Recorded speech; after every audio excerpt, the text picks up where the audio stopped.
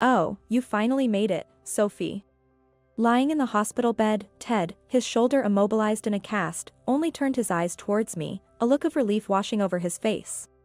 Then, with a slightly impatient tone, he pleaded, "Please, wipe my body," while I just looked down at him in silence.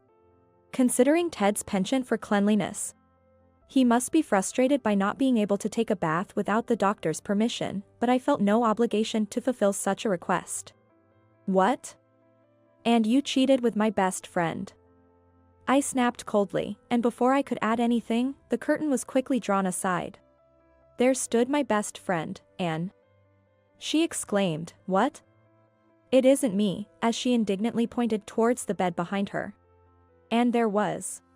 "My name is Sophie, a 42-year-old nurse. After graduating from nursing school, I started working at this public hospital, and it's already been 23 years. Promoted to head nurse last year, I've been juggling a myriad of tasks. From organizing study sessions for eager staff to ensuring we provide a comforting environment for our patients. Naturally, my personal life often takes a back seat, with rare days off spent catching up on household chores and rest. Seeing me like this, my best friend and would say, "Seriously, what's with that lifestyle? There's being laid back. And then there's just letting yourself go." Urging me to visit the hair salon more often and to not neglect my skincare as if I were still a pimple-faced teenager. But recently, she's been quieter, leaving me feeling a mix of relief and a touch of sadness. Then, surprisingly, on a day off, Anne invited me to a mixer. Like me, Anne is single, having got married once in her early 20s. After her husband's infidelity led to a tumultuous split, initially, Anne would laugh it off, saying, "That's it for marriage. I wouldn't mind dating again, but one marriage and one divorce are quite enough for me." But lately, she seemed inspired by a senior colleague at work, a role model in life, who had just had a whirlwind later-in-life wedding and seemed blissfully happy. Maybe marriage isn't so bad after all. I'm not getting any younger. And I've learned to navigate the tough times, but it does get lonely not having someone to share the good times with, she mused, becoming more keen on attending mixers. When she suggested going to a mixer, I hesitated, saying, "Mixers, huh? Well, you always look great and young for your age. So it might be fine for you, but I feel like an old lady already. Maybe I'll pass." But she persisted, assuring me, "Don't worry. The mixers I go to are always well balanced in terms of age groups." Feeling a bit guilty for always saying no, I decided to join her just this once, thinking it would satisfy Anne. And that's where I met Ted, my fiancé. Ted, a colleague of Anne's, is 6 years my senior at 48. Despite his desire for marriage, his engaging career always took precedence. I don't regret my choice, but the thought of having a partner to share life's laughs with is quite appealing, he said with a wistful smile, which naturally led to us exchanging contacts. After a year of dinners, drinks, and drives, Ted proposed. And I, feeling a future with him might be pleasant, happily accepted. When it came time to meet each other's parents, Ted's lived just a short distance away. Ted's mother, Kate, upon realizing I was over 40, couldn't hide her disappointment. Moreover, upon asking about my alma mater and current job, she commented to Ted's father, Mike, standing next to her. A younger bride might have brought hopes of grandkids, but a nurse? I suppose that's barely passing. While Kate was speaking, Mike looked at her with a face as if he had bitten into a bitter bug, leading me to expect he might scold her, saying, "Don't speak so rudely." Instead, he said, "What does barely passing mean? A nurse or whatever, an old maid is an old maid, isn't she?" I glanced at Ted, hoping for some support, but he only offered a sheepish smile, not rebuking his parents. Kate, smugly, continued, "This is where you lack depth of thought, dear. If our daughter-in-law is a nurse, we can take your mother out of her nursing home, and she can take care of her. It saves the cost of the home. And we can get the entrance fee refunded. Plus, with a nurse as a daughter-in-law, it's like having 24/7 care for free." Ted really knows how to pick them, she boasted, convincing Mike, who seemed satisfied suddenly. Then he apologized to Ted, "I see your point now. Sorry for not understanding your intentions sooner. Then, Ted, overly dramatically sniffling next to me, started saying in a teary voice, "As long as you understand, that's all that matters." Which was more chilling than annoying, and I honestly don't remember much about what was discussed or done after that. Still in shock, I got into Ted's car, and as we were heading back, he suddenly said, "So, when shall we visit your parents' house for the greetings? Since we'll be cutting ties after the marriage, this will be the first and last time, so maybe we should book a fancy restaurant or something." Which jolted me back to reality. "You don't need to bother visiting my house," I said coldly. Ted, seemingly oblivious to my tone, cheerfully replied, "Oh, is that so? Well, no need for unnecessary expenses then. I do appreciate your practicality, that's one of the reasons I chose you as my wife," his mood undampened. My frustration reached its peak, but I held back any retorts, asking instead to be dropped off near a station as a headache began to set in. Ted, dismissively, said, "What, a headache? Have you been sick this whole time? Poor self-management is just the worst." And without driving me to the station, he pulled over to let me out, not even looking back as he drove away. While catching a taxi home, I gradually came back to my usual self and began to feel genuinely infuriated, recalling the outrageous comments made by Ted's family. It was the first time I heard about Ted's grandmother living in a nursing home. And the idea that they wanted to skimp on her care costs by making me a free caregiver was appalling. I was angry at myself for not seeing Ted's true nature despite dating him for a year, but fortunately, we hadn't got married officially yet. So calling off the engagement seemed easier than going through a divorce. Soaking in the bath at home, I resolved to act quickly and decided to go to Ted's place the next day to end the marriage talks as if they never happened, before drifting off to sleep. The next day, I apologized for the sudden change but swapped shifts at the hospital and headed to Ted's apartment. Ideally, I should have scheduled an appointment in advance, but at that moment, I was filled with a strong desire to avoid any unnecessary conversation with Ted. Considering it was Saturday, I assumed that if Ted was following his usual weekend schedule, visiting him early in the morning would surely catch him at home. However, despite making my way to Ted's much-bragged-about high-rise apartment, no matter how many times I rang the intercom at his unit from the entrance, there was no response. Left with no choice, I sent a message on social media, but it wasn't even read. The same went for emails and phone calls. Honestly, it was anticlimactic given my momentum, but since I had taken the day off, I decided to settle things once and for all by going to Ted's parents' house. Perhaps he had gone back home and stayed there after our last encounter.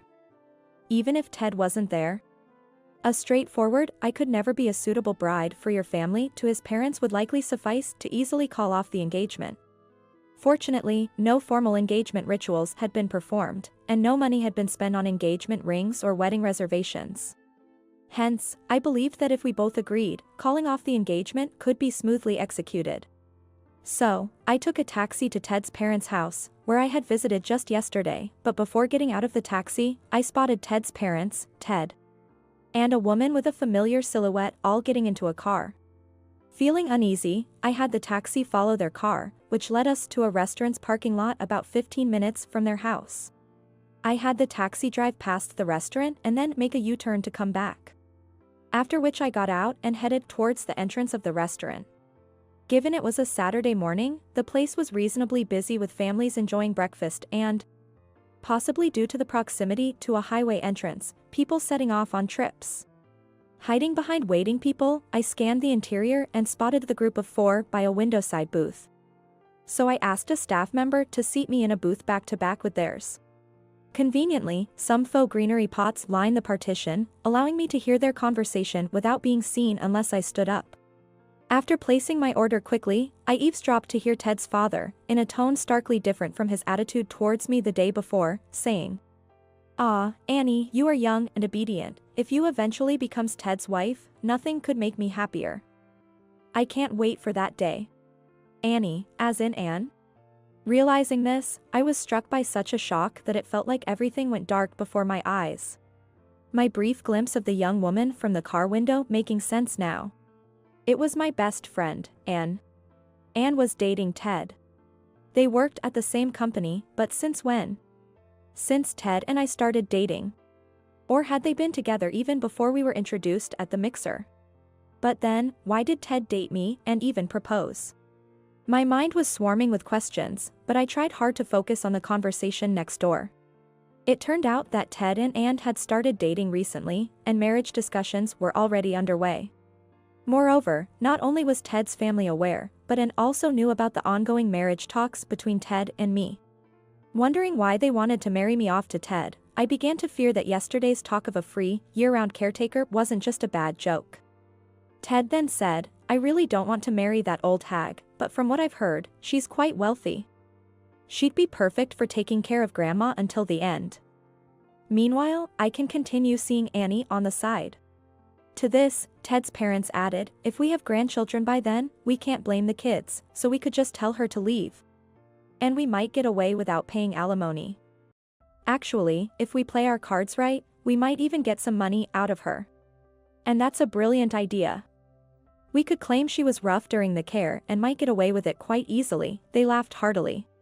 Hearing this, I barely contained my rising anger towards Ted, his family, and Ann, continuing to eavesdrop. Ted and Ann, taking advantage of the upcoming 3-day weekend, were planning to travel to a hiking right after. The hotel, accessible only by car, required them to rent a new 4WD from a rental car shop near the restaurant, instead of using their usual sedan. And it seemed his parents had come to see them off.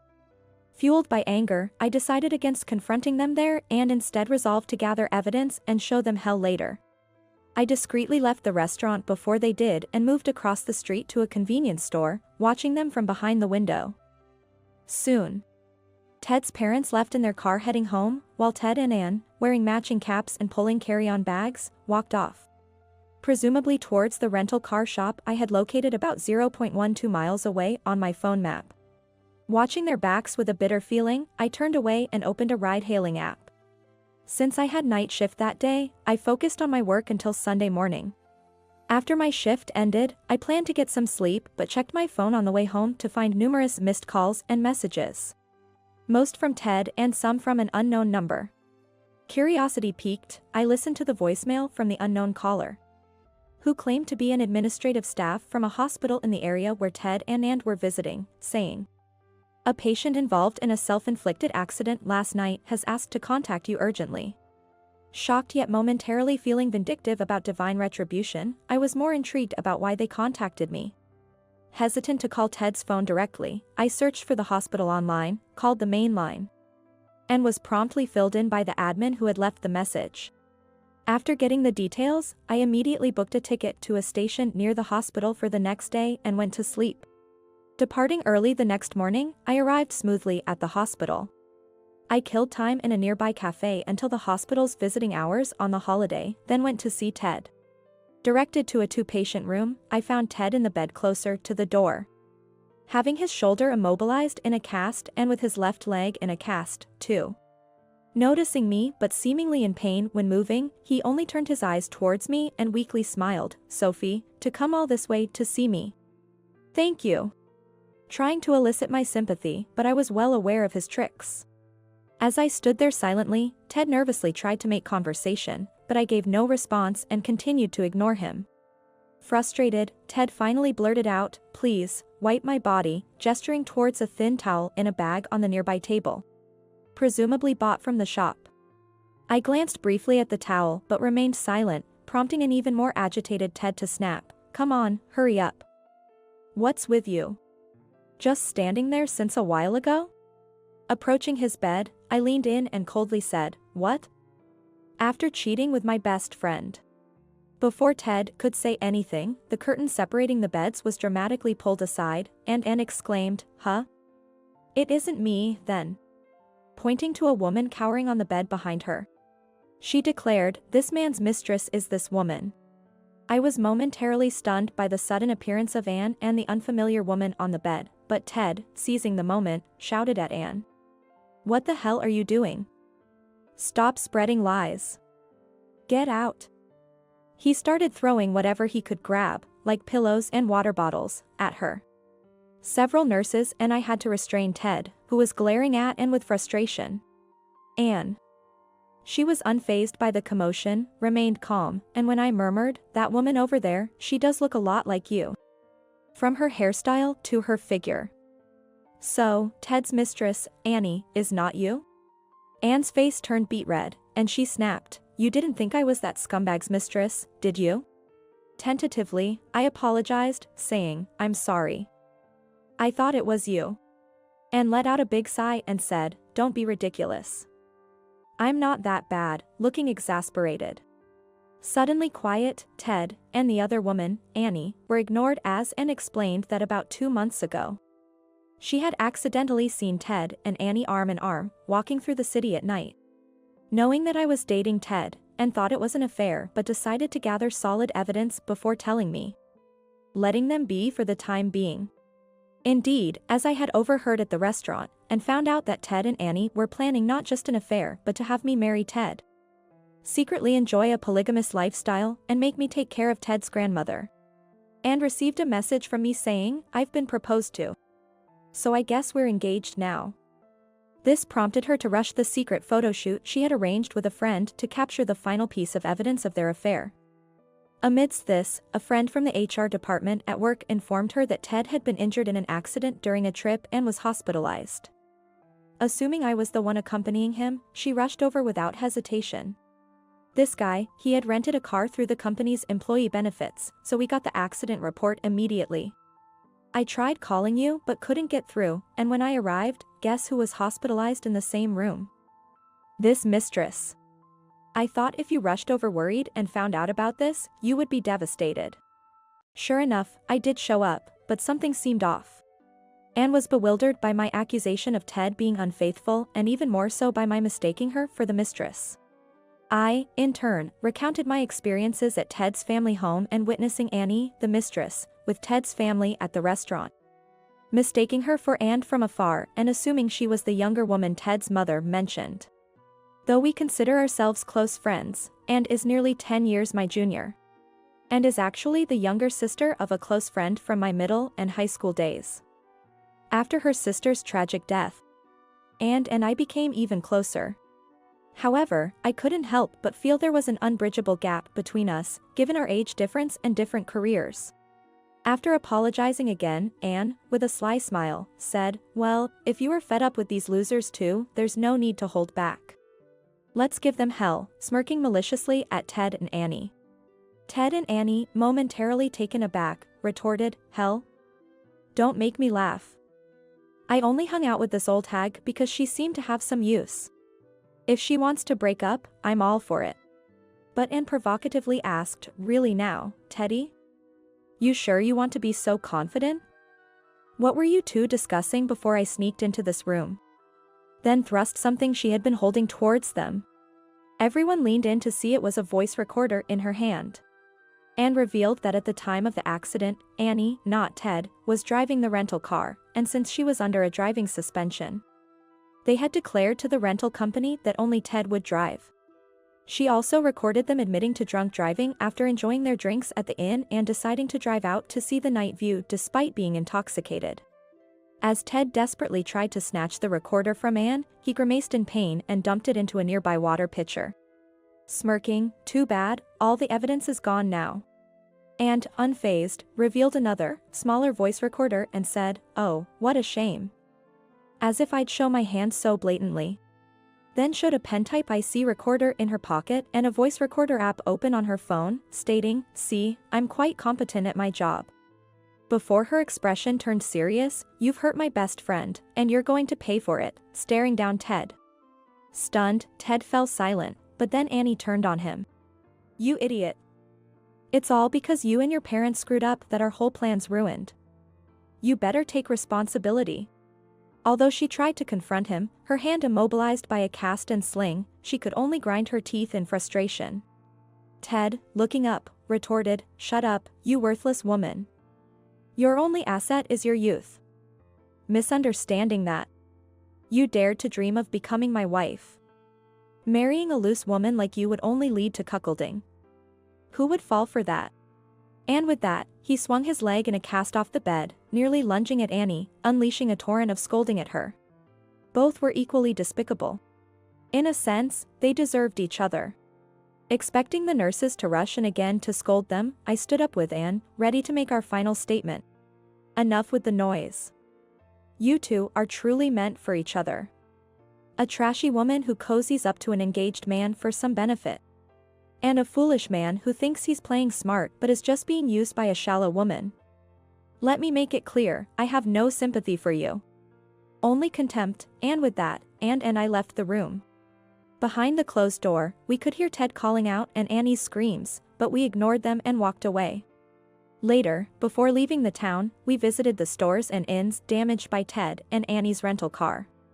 Initially met with disdain as relatives of the irresponsible driver, the mood changed once we explained the situation, turning into sympathy for us. At that point, we advised the owner of the catering business, which had suffered significant damage, it may come out in the police investigation. But the driver who crashed into your establishment was likely under the influence and driving with a suspended license. You might not be able to claim insurance, and worse, you might end up not receiving any compensation and instead get stiffed. After that, we promised to immediately send a copy of the recording made in the hospital room, which contained Ted and Annie admitting to drunk driving and their attempts to pin it on me. Moreover, Anne suggested that while Ted's whereabouts might be easier to ascertain, tracking Annie, who was still on probation at the company, could prove difficult given the current emphasis on privacy protection. She advised taking action sooner rather than later and then emphasized, "Please keep the source of this information confidential." She then shared what she knew about Annie, including her rough home address, the apartment where she currently lives, and the fact that she was likely hired through a referral by the executive vice president, who was probably her guarantor. The sudden intrusion of a reckless driver wreaked havoc on the beloved shop, and although the owner repeatedly thanked us, they rightfully had claims against those two. If the exercise of those rights brought Ted and Annie their just desserts, it would be a delightfully satisfying turn of events for us, making us the ones who should be expressing gratitude. Triumphant in our journey back with Anne, we learned that the two left in the hospital were promptly advised to transfer due to their poor behavior, effectively being expelled. Ted's parents rushed over upon hearing the news, only to be faced with demands from the hospital for the costs of the damaged equipment, hospitalization, and surgery fees caused by their children. Their available cash fell short, and even after selling bags, watches, and jewelry at nearby pawn shops, it barely made a dent in the expenses. In the end, they had to secure a loan against their sedan from a lender known for its ruthless terms, essentially signing over the car's ownership soon as the grateful shop owner informed us over a thank you call. Moreover, the accident, thankfully not involving others, was a solo crash. However, possibly to conceal Annie's drunk driving and suspended license, they hadn't reported the incident to the police, making it impossible to obtain an accident report. Regardless, the revelation of drunk driving and a suspended license would mean their personal injuries, let alone the insurance for the totaled rental car itself, and any property damage would be utterly unusable. The thought of them facing a looming debt hell, just waiting for them, brought an uncontrollable smile to our faces. I decided to proceed swiftly with the next steps, starting by reporting to the police, along with the recorded evidence, that Annie, Ted's mistress, had been drinking and driving a rental car. The police contacted the rental car company to verify the facts, and soon the company's lawyer rushed over. After returning from the hospital, I handed over printed screenshots of the numerous SNS messages sent by Ted and Annie trying to silence me, along with the recorded conversation from the hospital room. The company's lawyer, with a big smile, said, "Thank you for your cooperation in every aspect. This will allow us to proceed with the damage claims swiftly," and left seemingly in high spirits. According to a letter that came with a luxurious box of sweets sent to me jointly by the rental car company and the legal advisor's office, the rental car company, based on the evidence I provided, notified Ted and Annie that they were filing a lawsuit for damages against them for the accident involving the rental car they had rented, which was nearly in new condition and was totaled. At the same time, a report was filed with the police, putting Ted and Annie in a tight spot. Despite hastily hiring a lawyer, they were bluntly told they had no chance in court and managed to settle by paying the amount requested by the rental car company. However, this lump sum payment made it difficult for Ted to keep up with his luxury condo payments, forcing him to sell. Regardless of how short the time lived there was, a used property is still used. In the end, Ted only managed to get about half of his asking price, and even dedicating all of it to his mortgage debt. He was far from paying it off, leaving him with significant debt. Additionally, the catering store that Annie crashed into while driving the rental car claimed about $350,000 for the destroyed store. Repair costs for dishes and kitchen equipment, the cost of ingredients bought for a long weekend. Compensation and apology costs to customers with reservations, lost earnings due to the repair period overlapping with the holiday season. And the cost of a wrecked delivery minivan, among other expenses. Heeding my and Anne's advice, the store demanded a lump sum payment from both. They were told that legal action would be taken immediately if they didn't comply. The store's compensation should have been covered by voluntary insurance as property damage.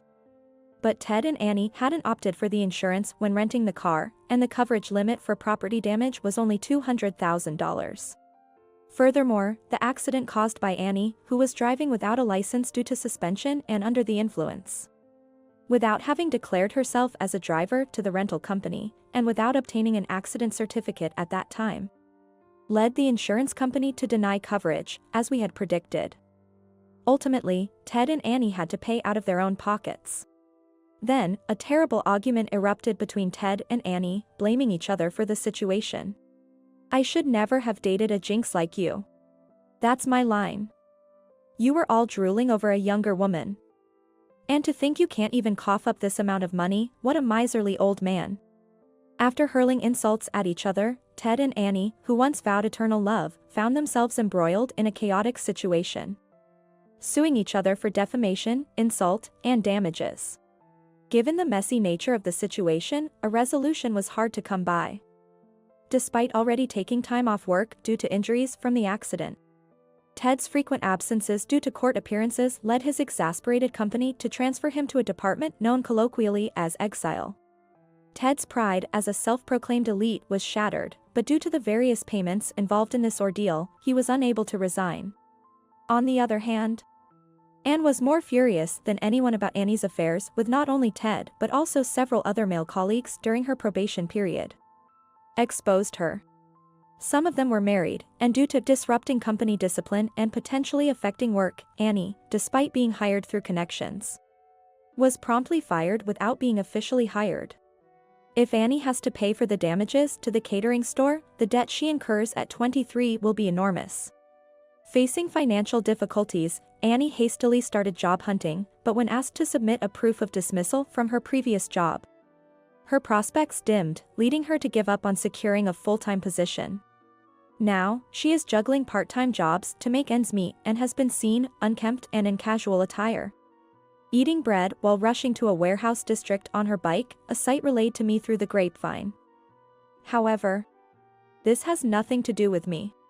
As for me, despite being busy with demanding work, I am leading a fulfilling life. I'm also happy that I've been able to reconnect and get along with my best friend and, just like old times, after a period of misunderstandings and awkwardness. The only issue, if any, is Anne's unchanging nature. She keeps inviting me to mixers, saying, "Sophie, want to join a mixer? It's hosted by that temp we had before. Divorced, but with nice personalities only." I have a good feeling about this one. It's not that I've been put off by my experience with Ted, but I've recently rediscovered the joys of being single and am looking for a way to gently dissuade Anne from these invitations. A dilemma I'm currently pondering.